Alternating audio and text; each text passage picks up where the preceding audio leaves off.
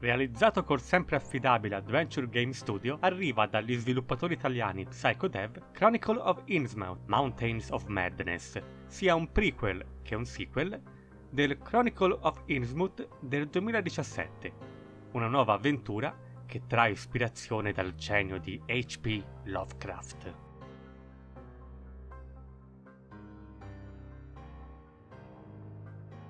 Liberamente ispirata a storie specifiche come La maschera di Innsmouth e Le montagne della follia, la storia è ambientata 10 anni prima di Chronicle of Innsmouth e segue l'avventura di Lone Carter, il detective privato conosciuto nei flashback del gioco precedente. Vi ricordate dove avevamo lasciato il povero detective, vero? Bene. Ripresa conoscenza su una spiaggia vicino a Innsmouth, miracolosamente vivo dopo essere stato catturato da una creatura da incubo, Carter cerca di estrarre l'ultima sigaretta dal pacchetto. Ha bisogno di scappare da Innsmouth e tornare a casa per capire cosa gli è successo, ma questo sarà solo il primo passo del suo viaggio. Nella sua città natale di Arkham un mistero lo attende, una scomparsa.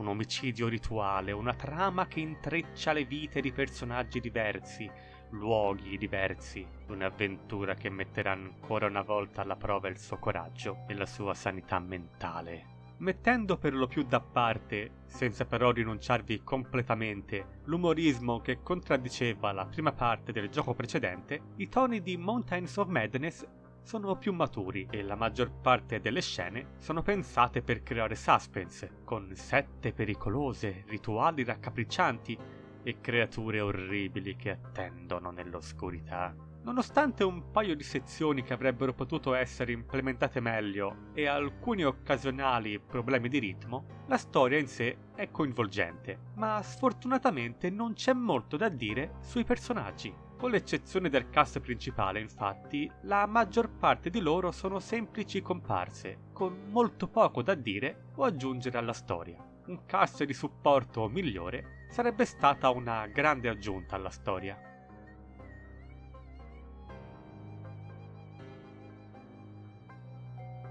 Il gioco non va oltre i canoni del genere, con conversazioni da portare avanti ed oggetti da raccogliere. Ad ogni modo l'inventario non sarà quasi mai troppo affollato, e invece di cercare costantemente oggetti e capire come usarli per avanzare, dovremo affrontare vari puzzle logici interessanti da risolvere o ricerche da effettuare a caccia di informazioni. A dire il vero sto ancora cercando di capire la logica dietro un paio di loro, ma la maggior parte sono validi e non interrompono il flusso del gioco, che è abbastanza lineare e richiede tra le 5 e le 7 ore per raggiungere il finale.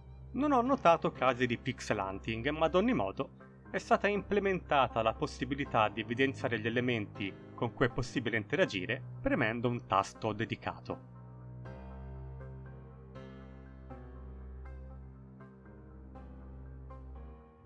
Per chi ha giocato l'avventura precedente, il salto di qualità compiuto dal loro precedente lavoro da Psychodev è evidente e pregevole. Sebbene non ci troviamo di fronte alla grafica più lavorata e attraente del momento, la pixel art totale è stata messa da parte e Mountains of Madness cerca di emulare il look delle avventure grafiche degli anni 90 e ci riesce senza troppi artifici.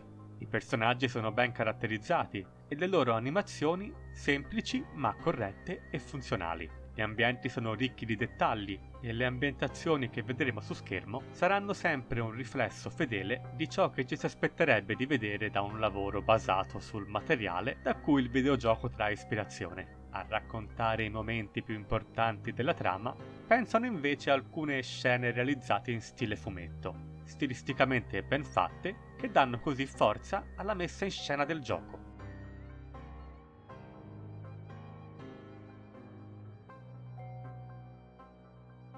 La colonna sonora la definirei eclettica e sorprende talvolta con una serie di brani potenti che non ci si aspetterebbe di trovare in un titolo del genere e che trovano il massimo esempio nel brano che accompagna i titoli di coda. Per quanto riguarda il doppiaggio inglese, ho apprezzato soprattutto l'attore che interpreta Lon, ma molti degli altri non sono proprio terribili, ma la qualità è altalenante, con alcuni che sembrano leggere semplicemente un testo, rovinando così in parte l'atmosfera.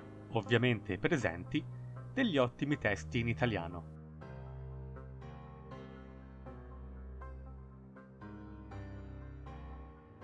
Chronicle of Innsmouth, Mountains of Madness cattura con abilità lo spirito del maestro dell'orrore cosmico, tessendo una storia ricca di riferimenti alle storie di Lovecraft. Ha buoni enigmi e una storia avvincente, che soffre però la mancanza di un forte cast di supporto. È comunque un'avventura apprezzabile e consigliata, ed un grande passo avanti per questo piccolo studio indipendente.